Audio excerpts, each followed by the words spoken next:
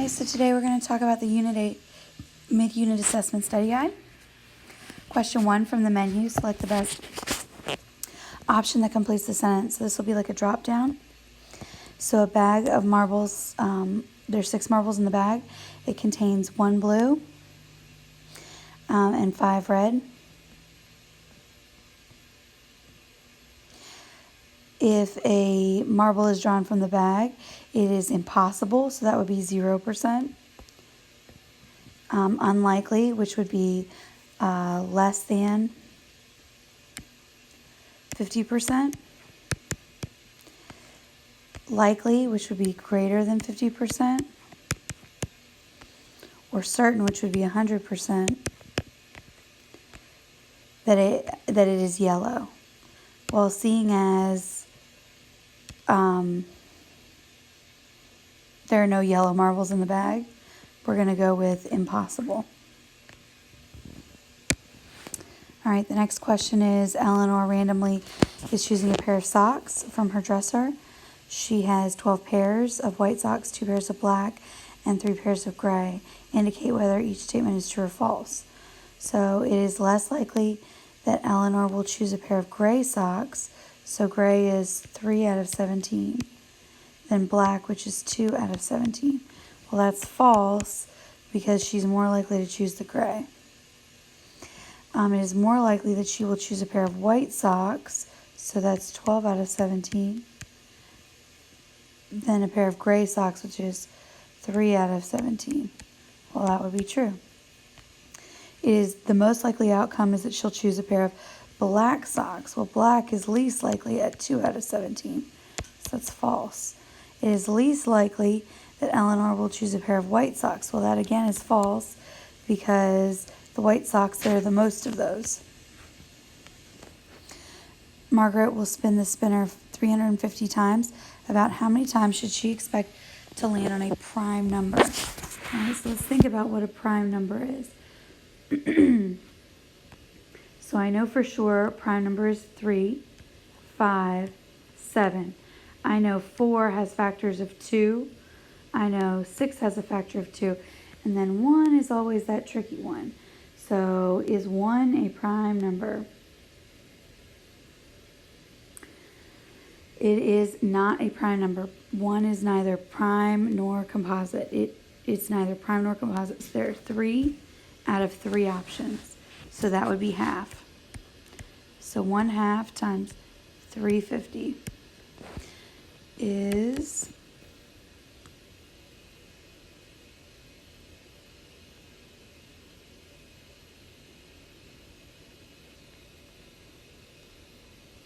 175. Or you could set it up in a table.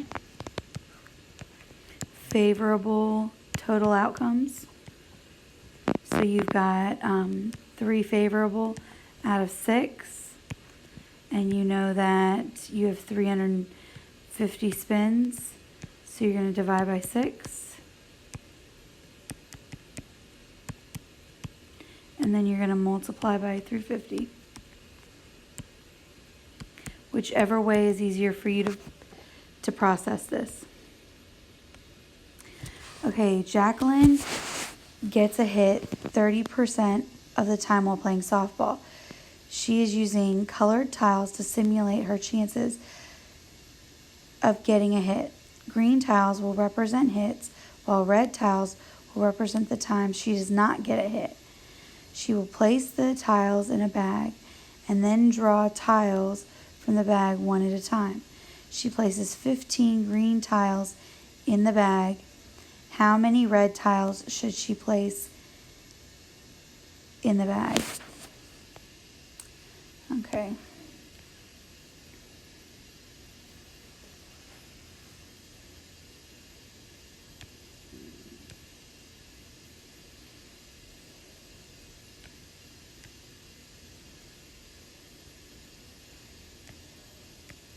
Right? So 30% means that I am getting 1. 15 or 70% means I'm not. So Jacqueline places 15 green tiles in the bag.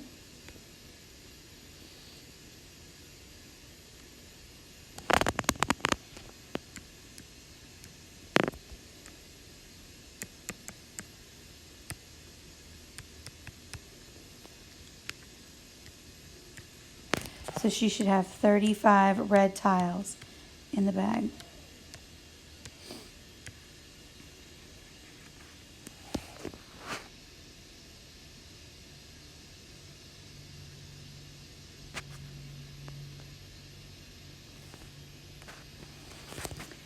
All right, Gary rolls a fair number cube, 1 through 6, 100 times. The table shows the number of outcomes. Okay, they want to know what is the experimental probability of not rolling a 6. Okay, so this is experimental probability, not theoretical, of not rolling a 6. So I am adding up these outcomes. So that's everything except this 9. So really I don't have to add it up. I just have to subtract 9 from 100 because it says we rolled it 100 times. So that would be 91 out of 100. And they want us to represent it as a fraction in simplest form or as a decimal. Well, 91 out of 100 is in simplest form or 91 hundredths. Either one will be accepted by SchoolNet. If a standard coin is flipped 4 times, what is the probability it will land on heads each time? Well, I know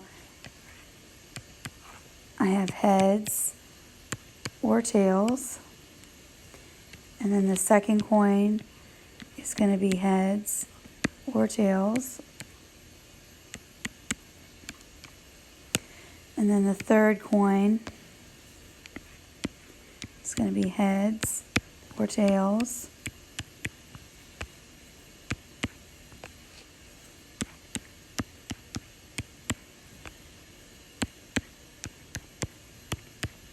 And then the fourth coin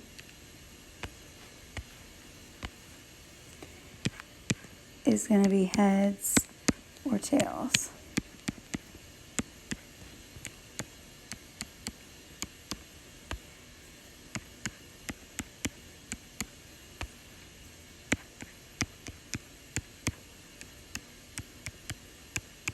So I'm drawing myself out a tree diagram so I can see it for myself.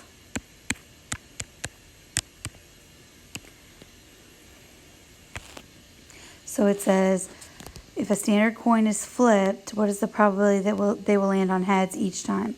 So I know that it can't be anything in the bottom part of my tree diagram. So all of these options are out right here. I know that I can't go this way, so all of these are out. It has to just be that right there. So that's 1. And the way I count my outcomes is straight down the last row, so all the yellows. So that's 1, 2, 3, 4, 5, 6, 7, 8, 9, 10, 11, 12, 13, 14, 15, 16. Or I could have used fractions.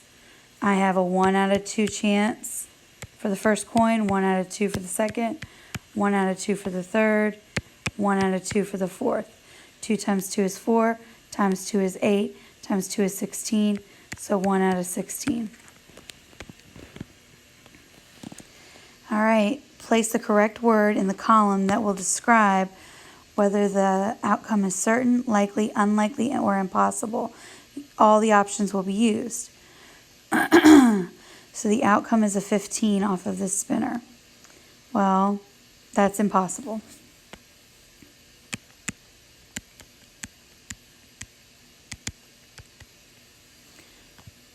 A 2. Well, there's only 1 2 out of 8, so that's unlikely.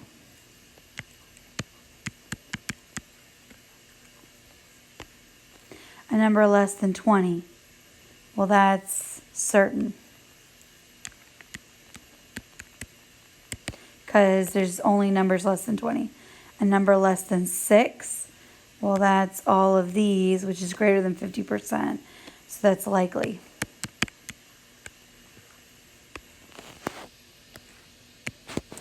All right, the diagram shows flipping a coin. A student wants to find the probability of one flip landing on tails and the other 2 landing on heads. And they want you to, which outcomes would be in the sample space of this event.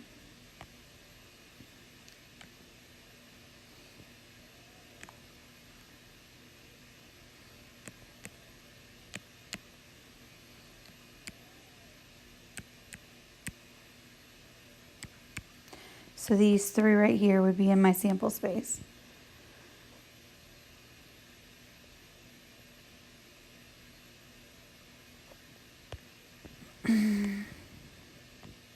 Andre spins the spinner twice.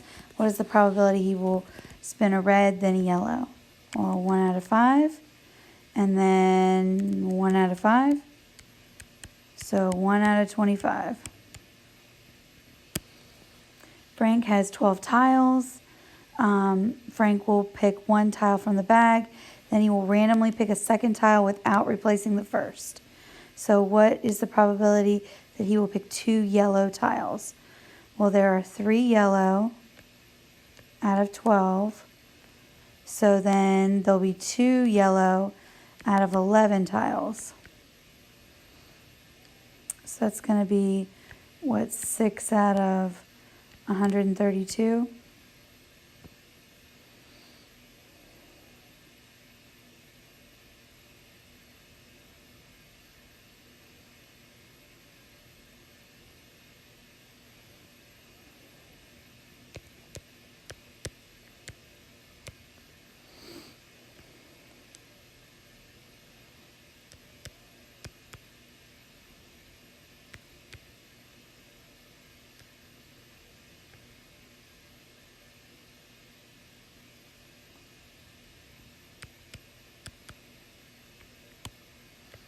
So 1 over 22. Okay, 2 friends claim that their towns received more snow in January. They picked 10 random days in the month and listed the number of inches of snow that fell on those days in their towns. Okay, so let's take a look at this information. The median is greater for town B, so we've got to check the median. So we're going to have to put these numbers in order from least to greatest.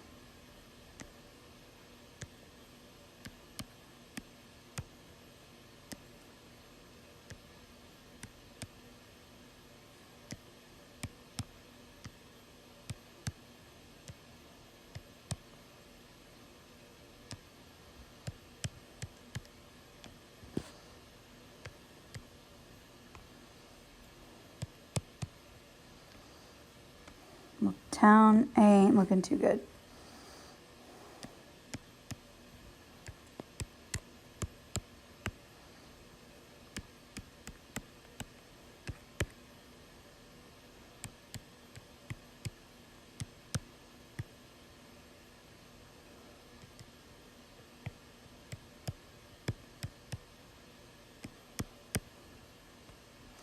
Okay, so I'm going to find the median, which means the middle.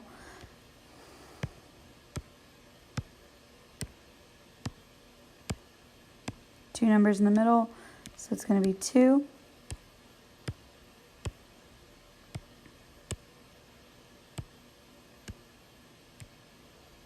Two numbers in the middle, so it's going to be 4.5. So the median is greater for town B, that's true. Okay, the spread of the data is the same for both towns. Spread means when you subtract the biggest and the smallest number, you get the same. So that would be 10 minus 0 and 12 minus 2. So that's true. The interquartile range is less for town B than town A. Interquartile range, so that would be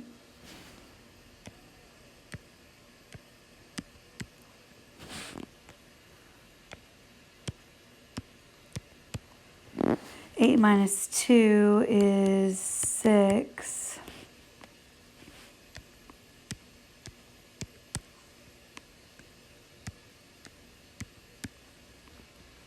Four minus 0 is 4. So the interquartile range for B is less than town A. That's not true. The mean is the best representation for both towns. The mode number of inches. Okay, well, let's look at mode because mode's easier for right now. Mode number of inches per day was twice as much in town B as in town A. So the mode of town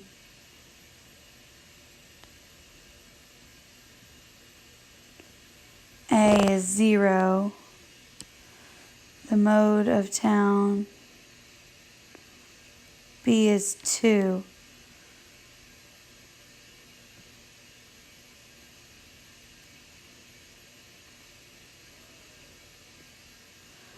Well, the mode is twice as much of town B.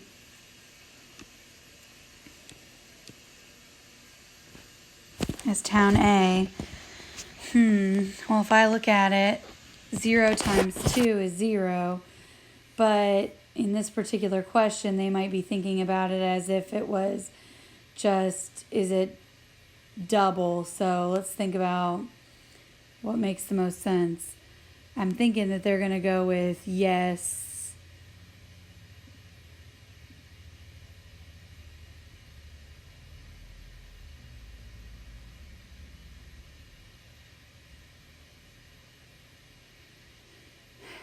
No, they're not, because 0 times 2 is still 0. So we're not going to go with that. Okay, the mean is the best representation for both towns. Okay, well, the mode is not the best representation for both towns.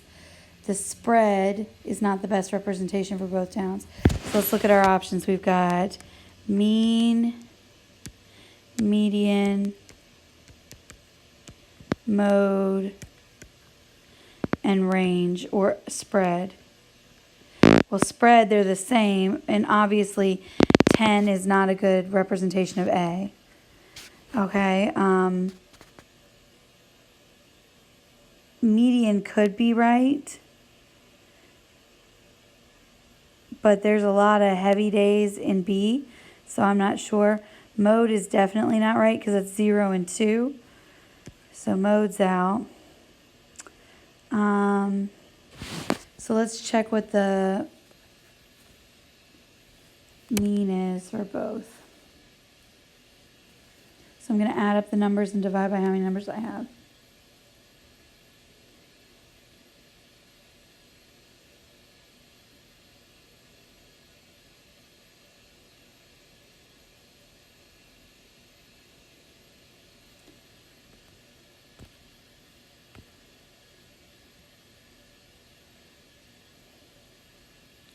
So I have 29 divided by 10, so that's 2.9.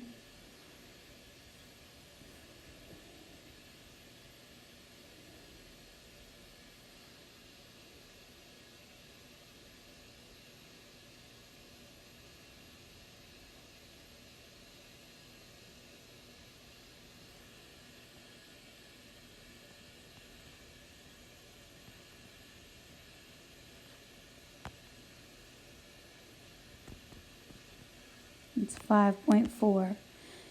So my medians would be 2 and 4.5 versus 2.9 and 5.4. I'm going with the mean is the best representation, so I'm going to go with D. Because that includes those high numbers, whereas the median kind of excludes those. Okay, a scientist randomly selected 50 type A monkeys and recorded each monkey's weight in kilograms. The scientist repeated the procedure for 50 type B monkeys. The data shows the weight of type A was in general lower than the weight of the type B monkeys. Which pairs of box plots could be the scientist's data? So type A was generally lower.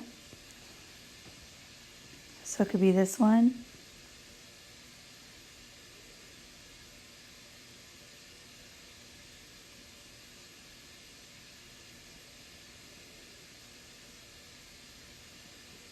I'm thinking it's just that one. Because while this one could be because there is a lowest, this right here is higher. So it's only one answer. All right, a local middle school can drive. These are two dot plots. What is the range and interquartile range of the data? So the range is going to be 10 minus 1, which is 9. And then the interquartile range is going to be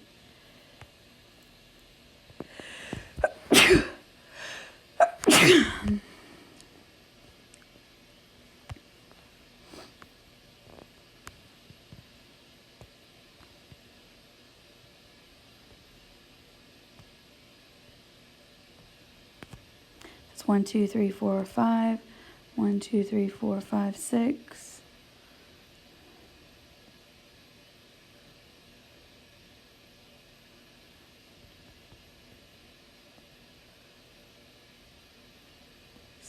So 1, 2, 3, 4, 5, 6, 7.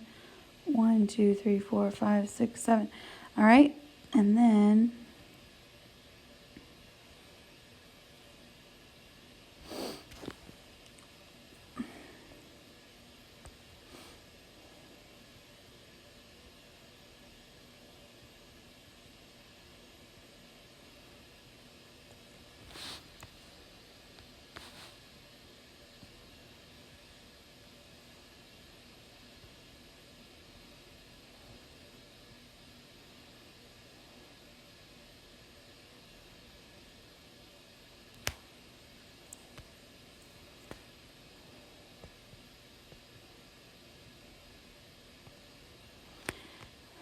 okay, and then for this one, be 7 minus 2, which is 5.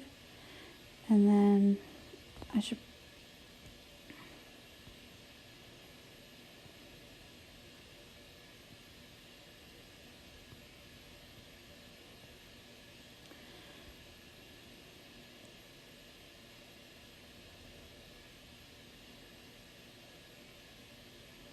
2, 3, 4, 5, 6, 7. 2, 3, 4, 5, 6, 7.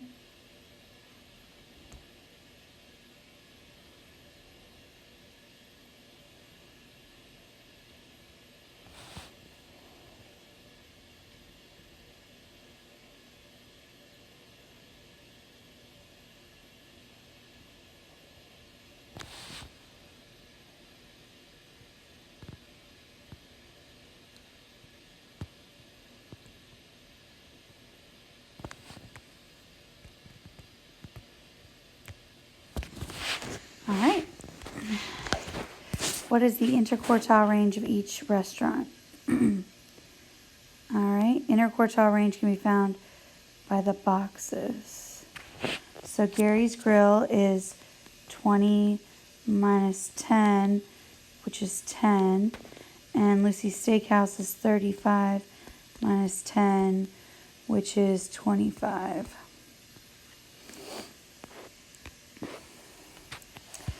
All right, last one. They want to know what is the mean absolute deviation and who had the greater variability. All right, so mean absolute deviation is the one where you add up all the numbers and you divide by how many numbers you got. So 675 plus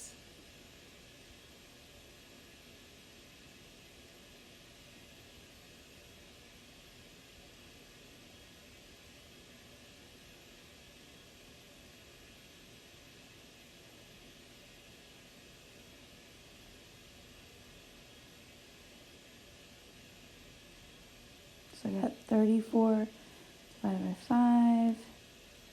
I got $6.80. And I'm actually going to add that again because if I screw it up at the very beginning, I've messed up the whole problem.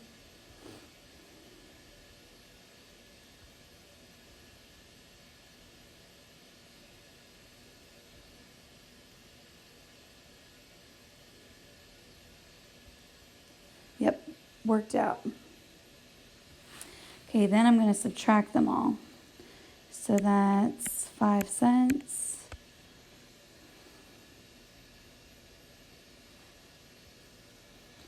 $1.30.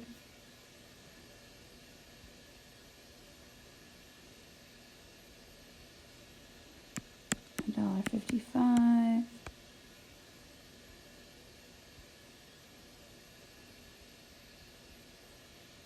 $2.95 and 5 cents. So now I'm going to add those numbers up and divide.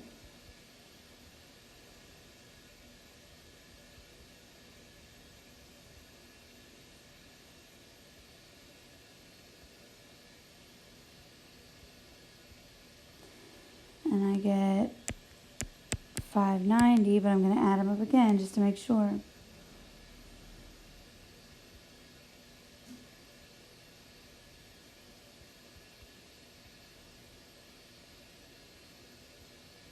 Yep, divided by 5, I get $1.18. Okay, so then I'm going to check Taylor.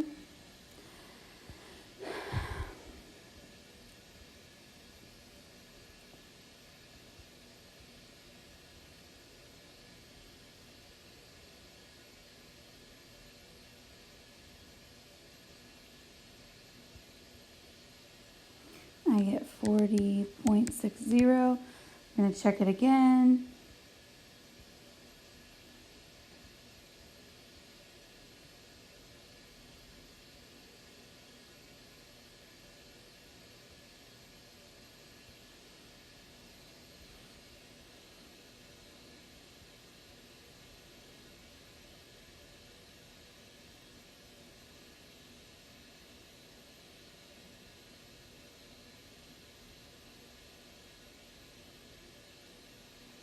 I got $40.55 twice. I'm going to divide by 5, and I get $8.11. So now I'm going to subtract them all.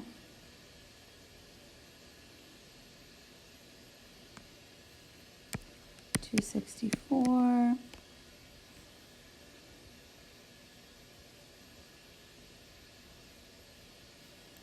$1.26.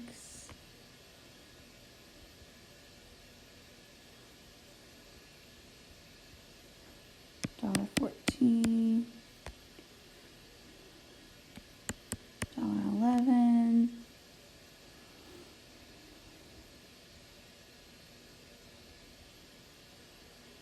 $1.41.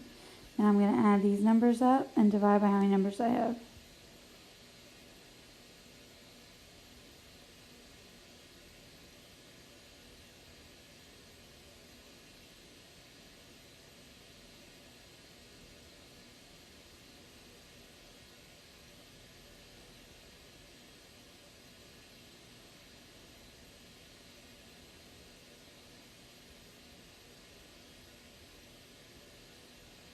And I get 1.1. I'm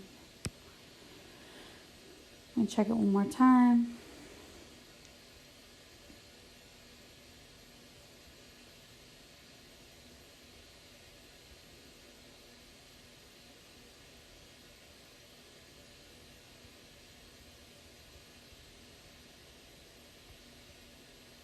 Yep. And they wanted to know which person had the greater variability. Taylor had the greater variability because her mean absolute deviation was larger. The greater the mean absolute deviation, the greater the variability. Greater variability means the larger the spread, the further the numbers are apart from each other. If you have more questions, just let me know. I hope you have a great rest of your day.